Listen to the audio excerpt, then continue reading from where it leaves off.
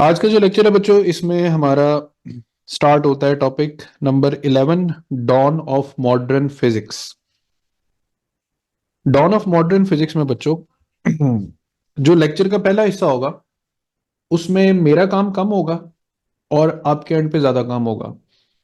मतलब मैं आपको एक फ्रेमवर्क दूंगा, उस फ्रेमवर्क में आपने काम करना है, अपना जो एक्सपर्टीज है वो बिल्डअप करनी है। और जो लेक्चर का दूसरा हिस्सा होगा उसमें photo electric effect, Compton, pair production type topics हैं, वो मैं खुद तफसील से पढ़ाऊंगा। तो इसमें हमें कहा क्या गया है और हमने अंडरस्टैंड क्या करना है, explain the particle model of light. Light का particle model in terms of photons, यानी फोटॉन्स को भी अंडरस्टैंड करना है हमने विद पर्टिकुलर एनर्जी। तो पर्टिकुलर एनर्जी में low energy, intermediate energy, high energy photons का जिक्र जो है, ये आपने अगर न्यूक्लियर फिजिक्स का चैप्टर पढ़ लिया है तो उसमें interaction of radiation with matter में ये बात लिखी भी हुई है और इसको हम इन डिटेल भी पढ़ेंगे। स्टार्ट करेंगे हम एक मोटिवेशन के साथ। 2019 में एक क्वेश्चन आता है। क्वेश्चन ये है कि a 5 watt bulb is 80% efficient. It emits all wavelengths from the visible region of the spectrum. ये इसका दूसरा हिस्सा। Calculate the number of photons per second, ये है इसका तीसरा हिस्सा। Of wavelength 620 nanometers. ठीक है। अब सवाल एक है, इस सवाल को मल्टीपल डायरेक्शंस में ले जाकर उसने पूछा है कि 5 वॉट बल्ब 80% एफिशिएंट है। पहले तो इस बात पे दिमाग अच्छा खासा बुखला जाता है कि इस पे क्या करना है। फिर वो कहता है कि ये तमाम वेवलेंथ एमिट करता है विजिबल रीजन से, लेकिन आप ये बताएं कि सिर्फ 620 नैनोमीटर की कितने number of photons per second जो हैं वो एमिट हो रहे हैं। तो मैं just not wasting the time, हम डायरेक्ट इस सवाल के लेवल तक जाएंगे और बड़ी जल्दी पहुंच जाएंगे, कोई मुश्किल नहीं है। सबसे पहली चीज हम एक शॉर्टली रिकॉल कर लेते हैं इलेक्ट्रोमैग्नेटिक स्पेक्ट्रम को बच्चों। इलेक्ट्रोमैग्नेटिक स्पेक्ट्रम को आप चले बेसिकली इतने हिस्से में देखें, यहां से लेकर यहां तक। तो इलेक्ट्रोमैग्नेटिक स्पेक्ट्रम बच्चों कहाँ से शुरू होता है, गैमा से स्टार्ट कर लें। से gamma rays, X rays, ultra violet, visible, infrared, micro and radio waves.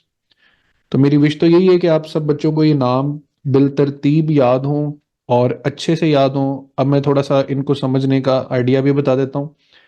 इसको इलेक्ट्रोमैग्नेटिक स्पेक्ट्रम कहते हैं। तो एक बात तो कंफर्म है कि they all travel with the speed of light in vacuum 3 × 10⁸ meters per second. उसके बाद जो बच्चों हमारे पास विजिबल स्पेक्ट्रम है, विजिबल स्पेक्ट्रम की वेवलेंथ हमारे पास कहाँ से शुरू होती है, शॉर्टर वेवलेंथ शुरू होती है 400 नैनोमीटर से और ये जाती है 700 नैनोमीटर्स तक। अब अगर आप अल्ट्रा वायलेट रीजन की तरफ जाएंगे तो वेवलेंथ 400 से भी कम होना शुरू हो जाएगी। और अगर आप इंफ्रारेड रीजन की तरफ जाएंगे तो वेवलेंथ 700 से भी ज्यादा होनी शुरू हो जाएगी। यानी इस तरफ जाते हुए वेवलेंथ बच्चों क्या हो रही है, लॉन्गर हो रही है। और इस तरफ जाते हुए वेवलेंथ क्या हो रही है, शॉर्टर हो रही है। तो शॉर्टर वेवलेंथ में देखें, अल्ट्रा वायलेट, एक्सरे और गैमा रेज जैसे नाम आ रहे हैं, तो ये तो बहुत हाई एनर्जी रेडिएशन है। इसका मतलब है कि हाई एनर्जी रेडिएशन का ताल्लुक शॉर्टर वेवलेंथ्स के साथ है और लो एनर्जी रेडिएशन का ताल्लुक किसके साथ है, लॉन्गर वेवलेंथ के साथ। तो हम कह सकते हैं ना कि एनर्जी और वेवलेंथ का रिलेशन क्या है, इनवर्स है। तो इस डायग्राम को आपने इस सेंस में भी देखना है कि गैमा रेडिएशन की फ्रीक्वेंसी सबसे ज्यादा होती और रेडियो की फ्रीक्वेंसी सबसे कम।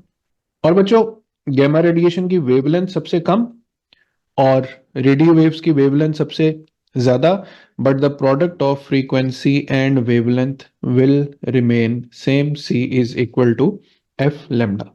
यहां तक मुझे कंफर्म कर दें, ओके जी बच्चों, क्लियर है यहां तक, ओके।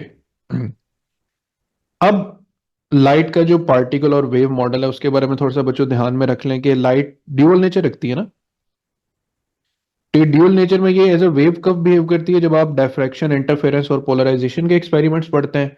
और ये ड्यूअल नेचर में एज अ पार्टिकल कब बिहेव करती है, जब आप photo electric effect, Compton effect और पेयर प्रोडक्शन जैसे टॉपिक पढ़ते हैं।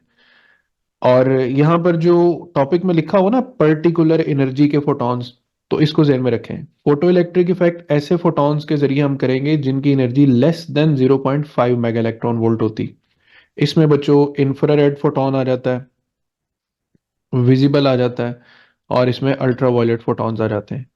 कॉम्पटन स्कैटरिंग वो फिनोमिना है जिसमें energy of photon greater than 0.5 होनी चाहिए बट लेस देन 1.02 हो जानी चाहिए। इसमें आ जाते हैं कौन से फोटॉन्स? X-ray photons. और पेयर प्रोडक्शन वो फिनोमिना है जहां पर फोटॉन की एनर्जी ग्रेटर देन 1.02 हो। इसमें आ जाते हैं गैमा रे फोटॉन्स। तो यहां से सीधे सीधे एमसीक्यूज हैं कि 0.5 MeV से लेस जो एनर्जी के फोटॉन्स हैं वो इंफ्रारेड, विजिबल, अल्ट्रावायलेट हैं।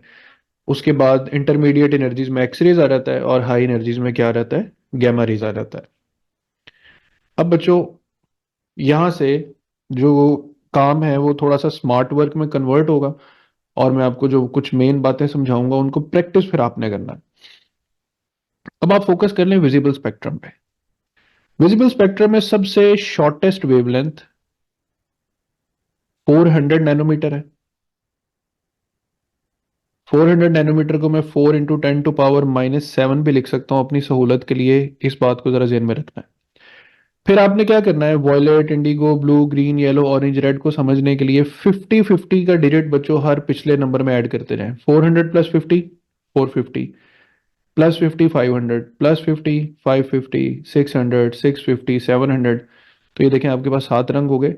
तो तरीकेकार समझ आ गया 400 से 700 तक आपने कैसे जाना है और रंगों को कैसे याद करना है। वॉयलेट का 400 याद कर लें, और उसमें फिर 5 5 50 50 ऐड करते जाएं, तो आप 700 तक पहुंच जाएंगे और 7 कलर्स भी पूरे हो जाएंगे। Is that clear?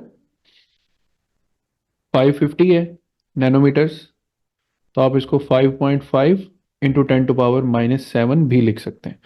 ये वाले डिजिट्स मैं इसलिए बता रहा हूं कि भी आपको आगे जाकर काम आएंगे। ठीक है बच्चों?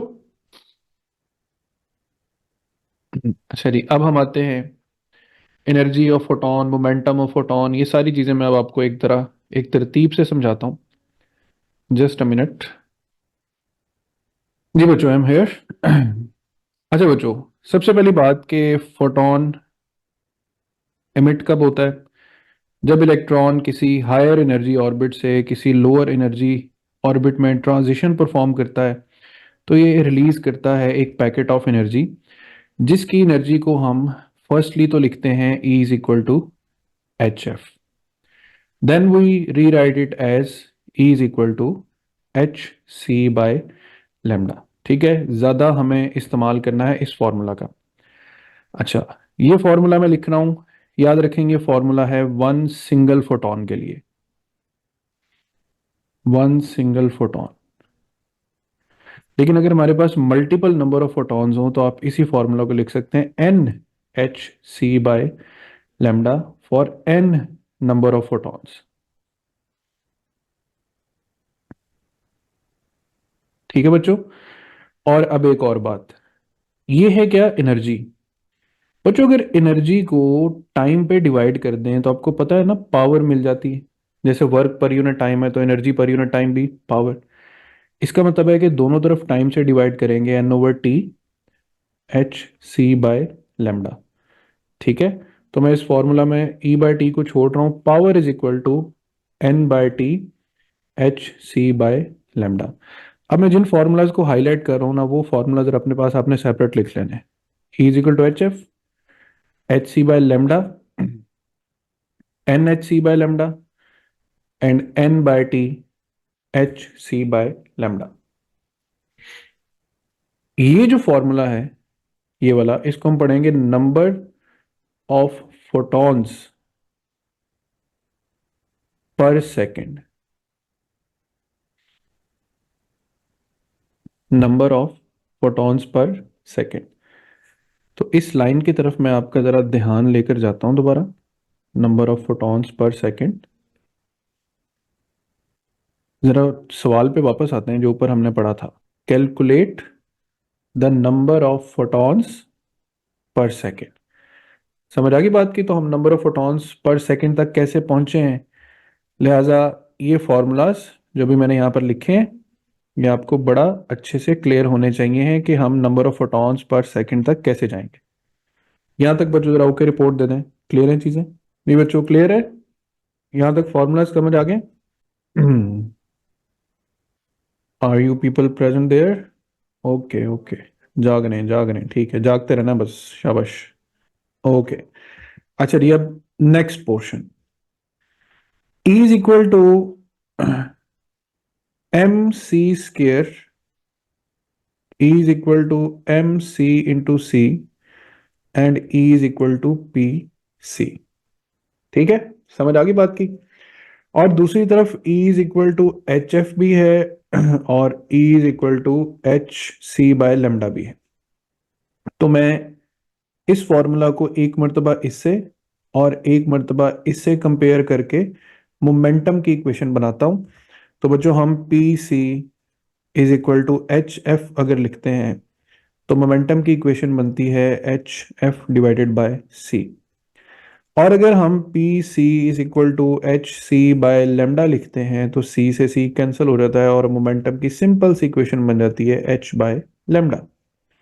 और मजे की बात है कि इस सिंपल फॉर्मूला से भी हमें जो क्वेश्चन है वो एमडी कैट के एग्जाम में आया हुआ, सिंपल एक वेवलेंथ दी है और कहा है जी calculate the momentum of that given photon.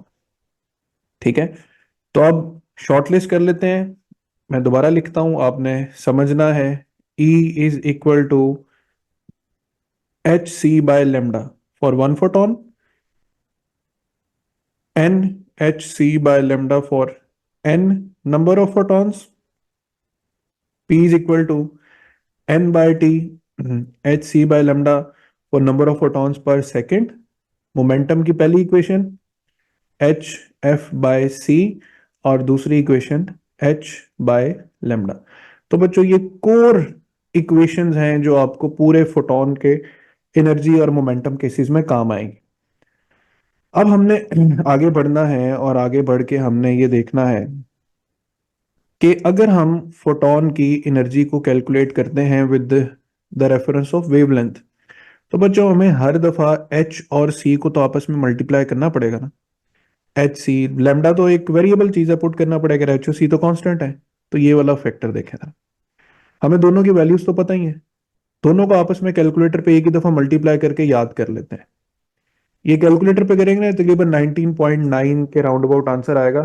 तो आप इसको सीधा सीधा 20 इंटू 10⁻⁻26 ये वैल्यू याद कर लें, मेमोराइज कर लें इसको अच्छे से। 20 10⁻⁻26, 20 10⁻⁻26, जहां एच सी नजर आ जाए, एच सी ऊपर नजर आ जाए नीचे नजर आ जाए, एच सी का प्रोडक्ट बच्चों क्या रहेगा? 20 × 10⁻⁻26। तो ये प्रोडक्ट आपने नहीं भूलना। अब आगे बढ़ते हैं। अब मैं आपको क्या क्या सिखाऊंगा, मैं आपके सामने सिर्फ एक एक स्लाइड सॉल्व करूंगा और बाकी काम आपने खुद करना है। लेक्चर के इस हिस्से में मैं आपको पहले सिखाऊंगा एनर्जी ऑफ फोटोन फाइंड करना, फिर थोड़ी दूर आगे जाकर मैं आपको सिखाऊंगा number of photons in a beam, और number of photons in a beam के बाद मैं आपको फिर फर्दर ये सिखाऊंगा नंबर ऑफ फोटॉन्स या पावर ऑफ बल्ब से रिलेटेड या number of photons per second. ये तीन चीजें आपने जहन में रखनी है, जहन में रखना है, हम तीन तरह की चीजें आगे पढ़ेंगे। तो मैं वापस आता हूं एनर्जी ऑफ फोटॉन पे। ठीक है, जो प्रैक्टिस अब आप सबने करनी है, अब जरा जागते रहना है और ध्यान से देखना और सुनना है कि मैं क्या कर रहा हूं। सबसे पहले वॉयलेट कलर है, 400 नैनोमीटर इसकी वेवलेंथ है, जिसका मैंने आपसे कहा था कि मैं इसको अपनी आसानी के लिए 4 × 10⁻⁻7 भी लिख सकता हूं। मुझे इसकी एनर्जी कैलकुलेट करनी है, तो एच सी मुझे पता है कि एच सी प्रोडक्ट किसके होता है, 20 × 10⁻26। और लेमडा 400 नैनोमीटर है, 4 × 10⁻⁷। बच्चों 4 5 जा 20, तो यहाँ पे आ गया 5, -7 ऊपर जाके प्लस हो जाएगा तो 10⁻⁻19 जाउल्स। डू रिमेंबर हमारा पहला आंसर एनर्जी का किस यूनिट में आ रहा है? जाउल्स में। लेकिन आपको पता है कि -19 की रेंज में एनर्जी का एक और भी बड़ा अप्रोप्रिएट यूनिट होता है और वो होता है इलेक्ट्रॉन वोल्ट। तो इन द नेक्स्ट थिंग मैं इसी वैल्यू को दोबारा लिखूंगा 5 × 10⁻⁹ जाउल्स, और बच्चों इसको इलेक्ट्रॉन वोल्ट से मल्टीप्लाई और उसकी वैल्यू से डिवाइड कर दूंगा। ठीक है, जिसे मैंने मल्टीप्लाई किया है उसे मैंने नहीं छेड़ना, उसे मैंने वैसे ही लिखा रहने देना है। लेकिन जो नीचे इलेक्ट्रॉन वोल्ट है उसकी वैल्यू लिखी है, क्यों लिखी है? ताकि जाउल्स जाउल से क्या हो जाए, कैंसिल। -19 से क्या हो जाए, कैंसिल। अब बच्चों 5 ÷ 1.6, ये तकरीबन 3.1 इलेक्ट्रॉन वोल्ट एनर्जी इसकी निकलेगी। तो देखिए मैंने कहां से स्टार्ट लिया था, 400 नैनोमीटर से। पहले मैंने उसकी एनर्जी किस यूनिट में निकाली, जाउल्स में। जाउल से उसको किस में कन्वर्ट करना है, इलेक्ट्रॉन वोल्ट में। कैसे करना है, मल्टीप्लाई करना है, डिवाइड करना है। जहां मल्टीप्लाई किया है उसको लिखा रहने दें, और जहां पे डिवाइड किया है वहां पे उसकी वैल्यू लिखें, ताकि आप जाउल्स और पावर को जाउल और पावर से क्या कर सकें, कैंसिल, ताकि हमारा आंसर किस में आए, इलेक्ट्रॉन वोल्ट्स में। अब ये तो आ गया एक लॉन्गर मेथड। और ये लॉन्गर मेथड मैंने क्यों कहा कि मैं एक एग्जांपल करूंगा। अब आप ये काम Indigo, blue, green, yellow, orange, red और सबके लिए आप ये काम दोबारा से रिपीट करेंगे, और लाजमी करना है, इससे आपकी मैथमेटिकल प्रैक्टिस भी हो जाएगी। लेकिन हमें इतना लंबा मेथड यूज करने के बजाय एक शॉर्टकट भी यूज कर सकते हैं। शॉर्टकट है एनर्जी का 1240 electron volt divided by lambda. ठीक है, ध्यान से देखना इसको कैसे यूज करना है। 1240 इलेक्ट्रॉन वोल्ट आपने लिखा रहने देना है, डिवाइडेड बाय लेमडा। अब गौर से बात सुननी है, 400 नैनोमीटर है, आपने बच्चों लेमडा में सिर्फ 400 पुट करना है। नैनोमीटर को मैंने खुद से इसमें एडजस्ट किया हुआ पहले से। ठीक है, सिर्फ 400, तो 4 3 जार 12, तो राउंड अबाउट सेम आंसर एक ही झटके में आ गया है, जिसके लिए हमने पहले जाउल्स में आंसर निकाला, फिर हमने इलेक्ट्रॉन वोल्ट से मल्टीप्लाई डिवाइड किया, यहाँ पे डायरेक्ट आंसर आ गया। तो आपने बच्चों दोनों प्रैक्टिसेस करनी है, दोनों प्रैक्टिसेस करनी है, मतलब आपने पहले जाउल्स में, फिर इलेक्ट्रॉन वोल्ट में, और फिर शॉर्टकट। ठीक है, तो अभी जरा फटाफट एक काम करें कि ये सारी प्रैक्टिस 500 नैनोमीटर के लिए जरा जल्दी से करके बताएं, शाबाश। अब मेरे हिस्से का जो इस पार्ट में काम था, मैंने आपके लिए काम ये किया हुआ है कि मैंने वेवलेंथ्स के सारे आंसर्स निकाल के रखे भी हुए हैं, और जगह भी छोड़ी हुई है, आप चाहे तो इसका प्रिंट आउट ले लें। ठीक है, और इसको, ये सारा आपने तमाम 7 वेवलेंथ्स के लिए आपने परफॉर्म करना है, ये सारा काम बस इसको जेन में बिठा लें। तो यहाँ पे आपका हो जाएगा एनर्जी ऑफ फोटॉन, प्रैक्टिस भी अच्छी हो जाएगी आपकी। अब आते हैं इसे नेक्स्ट पार्ट पर, number of photons in a beam. Number of photons in a beam. For example बच्चों, आपसे कहा जाता है कि एक लाइट बीम है, और उस बीम की जो एनर्जी है वो 5 जाउल्स है। तो उसमें किसी सर्टेन वेवलेंथ के कितने नंबर ऑफ फोटॉन्स होंगे। ठीक है, अब मैं आपको पहले एक सीक्वेंस बता दूं। मैं आपको ये कैलकुलेशन वॉयलेट और रेड, यानी शॉर्टेस्ट वेवलेंथ और लॉन्गेस्ट वेवलेंथ के लिए करके बताऊंगा, फिर हमने जरा रिजल्ट पे ध्यान देना है। तो सब बच्चे जरा कनेक्टेड हो जाए लेक्चर के साथ दोबारा। E is equal to N H C by lambda, number of photons के लिए, और इसमें से एन अलग कर लेना आपने। एन है नंबर ऑफ फोटॉन्स। बीम की एनर्जी, कौन सी वेवलेंथ, एच और सी का प्रोडक्ट आपको याद हो गया। तो हम पहले देखते हैं कि 5 जाउल एनर्जी में वॉयलेट कलर के कितने फोटॉन्स जो हैं वो समा सकते हैं। तो हम लिखेंगे ई लेमडा बाय एच सी। ई की जगह क्या लिखेंगे, 5। लेमडा की जगह क्या लिखेंगे, 4 × 10⁻⁷। एच सी की जगह क्या लिखेंगे हम, 20 × 10⁻⁻26। तो 5 4 = 20 डिवाइडेड बाय 20, ये आ गया 1 × 10⁻⁻+19 फोटॉन्स। तो बच्चों 5 जाउल एनर्जी बनाने के लिए कितने वॉयलेट फोटॉन्स इकट्ठे होंगे, 1 × 10⁻⁻+19 फोटॉन्स। जल्दी से एक मैसेज करके मुझे ओके रिपोर्ट दे दें कि ये बात समझ आ गई, नंबर ऑफ फोटॉन्स। अब मैं 400 से डायरेक्ट जा रहा हूं 700 पर, लेकिन आपने ये काम सारी वेवलेंथ के लिए करना है, 450 के लिए भी। मतलब मैंने कहा 7 रंगों की वेवलेंथ आपने याद कर ली है। मैं अब डायरेक्ट जा रहा हूँ 700 पे। ठीक है, लेकिन मैं ऊपर लिख रहा हूं कि नंबर ऑफ फोटॉन्स 400 नैनोमीटर के कितने थे, 1 × 10⁻⁻19। अब 700 पे आते हैं। E lambda by H C, energy 5 joules ही है, लेमडा 7 × 10⁻⁻7, और हमारे पास एच सी क्या है, 20 × 10⁻⁻26। तो 5 4 ज़ा 20, 4 और 7 को आपस में कट करें तो 4 1 ज़ा 4 और 4 7 ज़ा 28, तो 1.7 × 10⁻⁻19 फोटॉन्स। तो रेड लाइट के, या लेट से 700 नैनोमीटर वेवलेंथ के नंबर ऑफ फोटॉन्स कितने होने चाहिए, 1.7 × 10⁻⁻19। तो बच्चों एक बात पे ध्यान दें, जहां वेवलेंथ कम है वहां नंबर ऑफ फोटॉन्स भी कम यूज हुए हैं। जहां वेवलेंथ ज्यादा हुई वहां पे उसी सेम एनर्जी में नंबर ऑफ फोटॉन्स भी बढ़ गए। इसका मतलब है हम कह सकते हैं कि number of photons are directly proportional to the wavelength. जहां वेवलेंथ लॉन्गर होती जाएगी वहां एक पर्टिकुलर एनर्जी बनाने के लिए नंबर ऑफ फोटॉन्स भी ज्यादा इस्तेमाल करने पड़ेंगे। इसका मैं रेफरेंस आपको देता हूं, बुक का एक शॉर्ट क्वेश्चन है कि a beam of red light has exactly the same energy as the beam of blue light. तो which light contain more number of photons. तो मैंने आपको बड़ा सिंपल सा रूल बता दिया है, जिसकी वेवलेंथ ज्यादा होगी उसी के number of photons particular energy के लिए ज्यादा होंगे।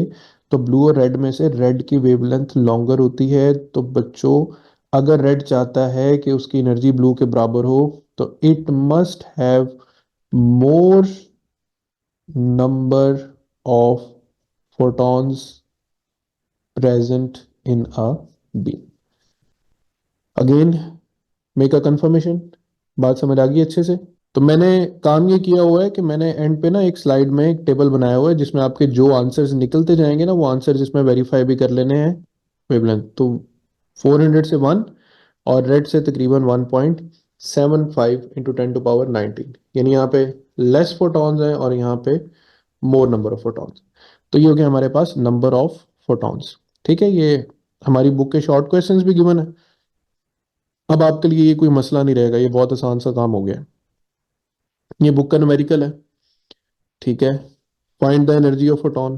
तो ये आपके पास वैल्यूज हैं। फॉर्मूला क्या यूज होना है, एच सी बाय लेमडा। अब सवाल पहले पढ़ लें। How many number of photons will be emitted per second by 25 watt light source having wavelength 600 nanometers. तो मैंने आपको ये वाला फॉर्मूला तो बच्चों पहले बता दिया ना, P is equal to N H C by lambda T. तो इससे पहले हमने number of photons per unit time को अलग करना है, यानी एन ओवर टी को अलग कर देंगे। तो पीछे इक्वेशन क्या बचेगी, P lambda by H C. पहले क्या बन रही है, E lambda by H C. ठीक है, फर्क कितना पड़ा, दोनों तरफ टाइम से डिवाइड कर दें तो ई बाय टी क्या बन जाएगा, पावर बन जाएगा। मतलब कोई डिफरेंट इतना फॉर्मूला नहीं है, लेकिन इसको पढ़ने में थोड़ा सा फर्क आता है। ये है number of photons per second और ये है just the number of photons. तो बच्चों पावर कितनी है, 25 वाट। वेवलेंथ कितनी है, 6 × 10⁻⁻7 डिवाइडेड बाय एच सी 20 × 10⁻⁻26। तो देखें हमारे पास 5 5 ज़ा 25, 5 4 ज़ा 20, इसी तरह 5 6 ज़ा 30 कर लें अगर हम, तो 30 को 4 पे डिवाइड करें, 4 7 ज़ा 28। तो बिल्कुल ठीक है, 7.5 की रेंज में आंसर आ रहा है। तो ये हमारे पास number of photons per second जो है वो इमिट होंगे। तो ये फॉर्मूला भी क्लियर हो गया, N by T P lambda by H C. अब आ जाते हैं हम हमारे उस मोटिवेशन की तरफ जहां से हमने बात को शुरू किया था। तो हमें 620 के number of photons per second निकालने। तो पहले तो मैं वैसे फॉर्मूला लिख लेता हूँ भाई, N by T is equal to P lambda by H C. तो अपनी एफिशिएंसी झाड़ते हुए मैं क्या करूँगा, मैं लिखूँगा जी 5 वॉट बल्ब है, 6.2 इंटू 10⁻⁻7 वेवलेंथ है, और 20 इंटू 10⁻⁻26 जो है वो फोटोन की एच और सी का प्रोडक्ट है। बट मैंने क्यों कहा कि एफिशिएंसी झाड़ते हुए, क्योंकि मैंने 5 वाट पे तो ध्यान दिया, 80% एफिशिएंट पे ध्यान नहीं दिया। 5 वॉट बल्ब 80% एफिशिएंट का मतलब है कि 5 वॉट का 80% पहले निकालें, उसे 80% से मल्टीप्लाई करें। तो जीरो, जीरो से कैंसिल, 5 2 ज़ा 10, 2 4 ज़ा 8। तो 80% एफिशिएंसी में जो वर्किंग एफिशिएंसी है वो कितनी है, 4। तो मैं यहाँ पर 5 नहीं लिखूंगा बच्चों, मैं यहाँ पे क्या लिखूंगा, 4 लिखूंगा। अब मैं क्वेश्चन को सॉल्व करूंगा।